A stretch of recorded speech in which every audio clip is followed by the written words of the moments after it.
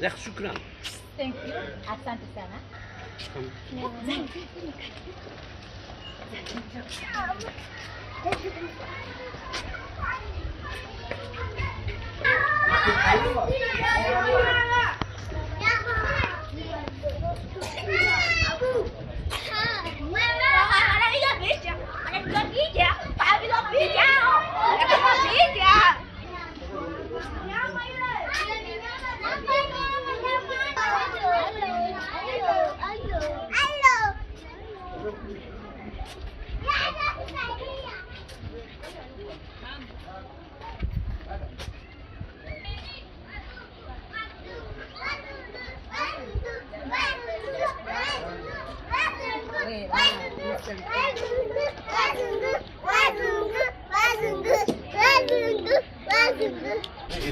Selamünaleyküm. Wow, seria bom. Picha. É, deu uma coisa.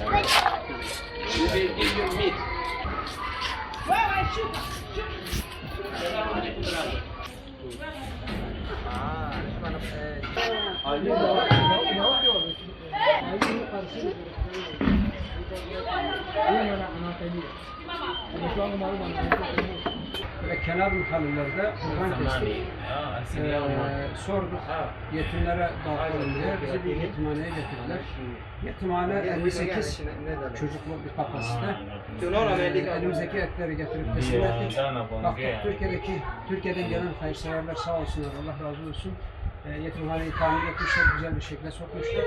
Bize biraz da Türkiye havası verdi. Nasrettin Hoca figürleri falan vardı.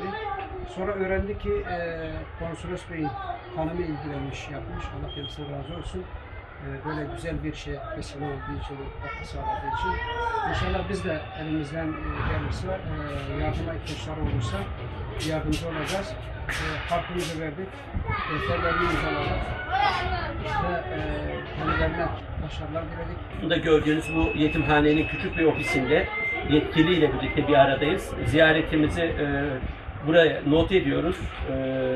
Gördüğüm kadarıyla burayı ziyaret eden değişik ülkelerden bir sürü insan var.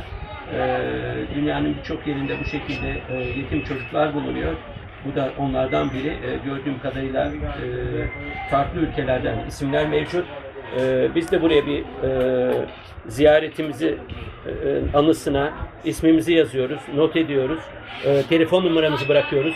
Eğer bunların ihtiyaçları var ki o görünüyor.